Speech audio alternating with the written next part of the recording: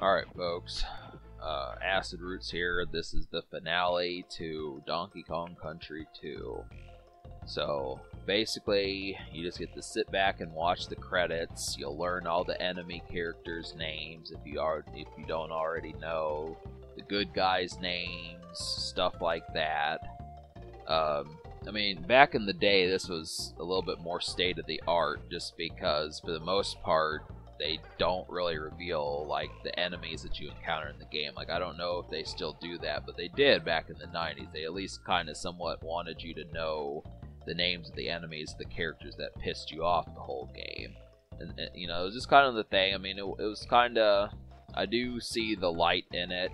I mean, obviously by the time you reach your 20s and beyond, it kind of becomes less important, but definitely for like the intended audience of this game, which is pretty much, I would assume, pre-teens. I mean, really, you can play this at any age, but the ones that would have been obsessed with it probably would have been the younger set. So, but yeah, so I did not do better than any of these three characters. They all made short work of me. Link beat me by 1 coin, which I didn't appreciate, but what can you do?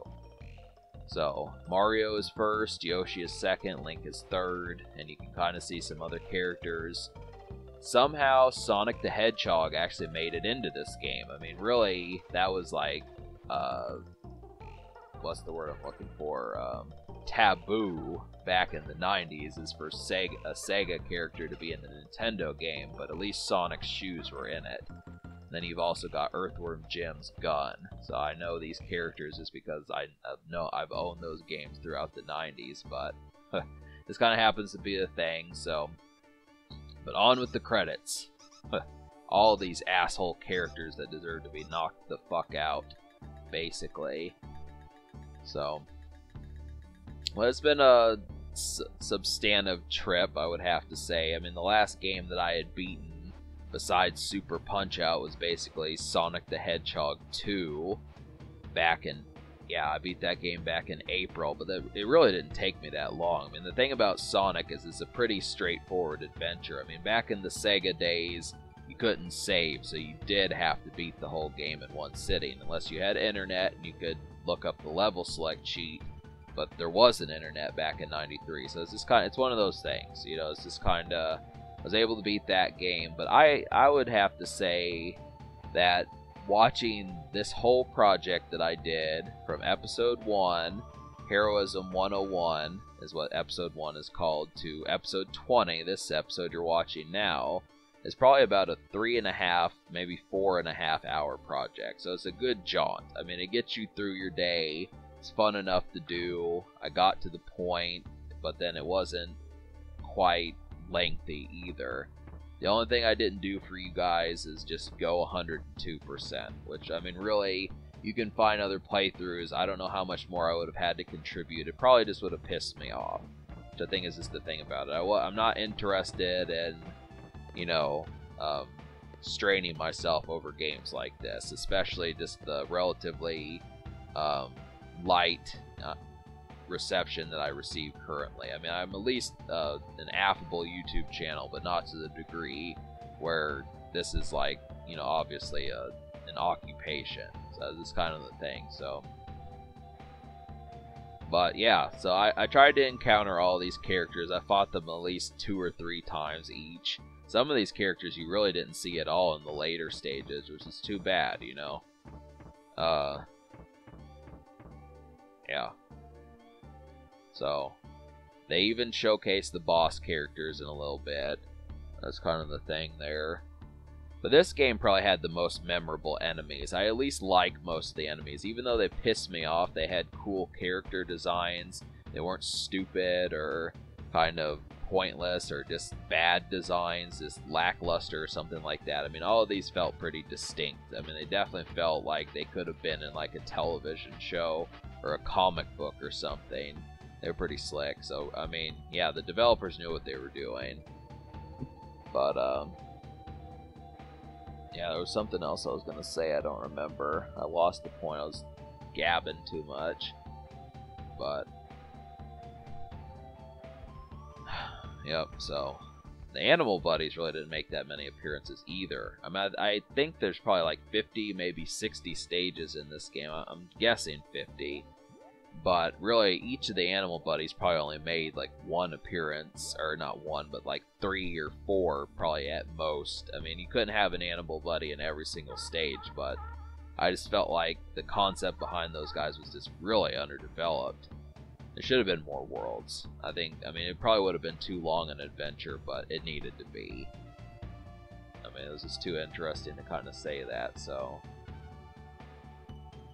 The Lost World doesn't count. I mean, really, those stages are a bastard. I mean, if you really want to see those last 2 stages, you'll see the fuckery that goes on with it. I mean, for the standard gamer, or at least the casual fellow out there who doesn't know what's coming, it's not a very welcome experience. Let's put it that way. So, but you have to understand that back in the 90s, the concept of video games were for them to piss you off. Nowadays, you can kind of just have fun with them, but that's basically, in the 90s, it was the beginning of the game that was the more lighthearted and stuff, but it's kind of, So, yeah, there used to be game overs and shit like that back in 1995 and maybe not 1999, but at least up to like 96, 97 or so, something like that. You know, this is kind of the thing. I miss game overs. They were just so, they were such asshole things. You know, they purposely wanted to make you feel bad by just giving you a game over. Like, yeah, you suck. As the main implication that's going on there is just, try again, too bad, that sort of crap. Nowadays, they just respawn, and it's like, some video games will even make it easier for you if you lose enough times. Like, I think that's what the current Grand Theft Auto games do. So... But, luckily this is not one of those video games that freezes at the ending sequence. A lot of, I think, Super Nintendo games did do that. I think Blackthorn did that. I think Super Mario World does that. But it lets you go back to the title screen, even though there's not really any progress that's truly made about it. So, you just go back and fight the final boss again. But really, it's trying to imply to sit there and, you know, do the, Lost World and stuff, which does, there's 2 more stages and then the final boss. That all I'd have to do is just get the hero coins, but you know, go to hell, Link, fuck off, Yoshi, shut up, Mario. Doesn't really matter. I'm just kind of like, hey, you know, the game pissed me off. I've been playing it since April. It's quite some time ago. It's October now. It's the end of the year. It's just been an inverse of what we started with this. So, alright, so that should about wrap it up. You know, we're getting to the end of this jaunt. I encourage you guys to watch this again. I mean, definitely, I don't feel like this should be just a one-time jaunt for some of y'all out there. I mean, I don't have a problem with it. Watch it 20 times. Watch it how many. Eat pizza, popcorn, wings, cheeseburgers, McDonald's, Arby's, whatever the fuck you feel necessary. I mean, even call up some babes. I mean, the babes out there like Donkey Kong also. The diva girls, they like it. They like, probably think Donkey Kong's all cuddly and shit, so there you go. Alright, so, yeah, basically, Godspeed. You know, have fun with it. Enjoy yourselves. I got some new projects coming. Have a wonderful night. Subscribe for more fun. Thanks for watching.